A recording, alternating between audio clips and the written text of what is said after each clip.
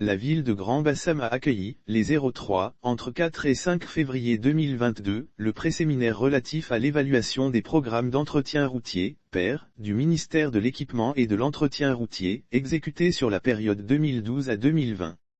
Les équipes des structures sous tutelle du ministère de l'Équipement et de l'Entretien routier, notamment l'Agence de gestion des routes, AGEROUTE, le Fonds d'entretien routier, FER, la Direction générale des infrastructures routières, DGIR, accompagnées de spécialistes et experts du domaine des routes, ont planché sur l'état des lieux du secteur des infrastructures en Côte d'Ivoire.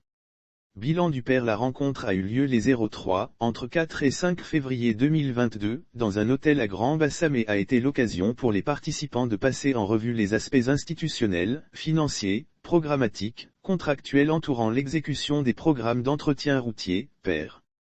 Ils ont présenté, au cours de cette rencontre, un exposé des acquis et dressé les difficultés rencontrées lors de la mise en œuvre des programmes. Réaction du ministère au terme des travaux de ces structures. Le directeur de cabinet adjoint du ministère de l'Équipement et de l'Entretien routier, Ezoua Stéphane, qui représentait le ministre, s'est réjoui de la parfaite collaboration entre les entités sous tutelle dudit ministère. Il a félicité l'ensemble des participants pour les résultats obtenus à l'issue de cet atelier et les a exhortés à en assurer le suivi continu. Lire aussi entretien routier / apurement des arriérés intérieurs. La directrice générale par intérim du FER rassure les fournisseurs de la société. Le pré-séminaire, faut-il le noter, s'est tenu en présence des directeurs généraux du FER, de l'AGEROUTE et la DGIR.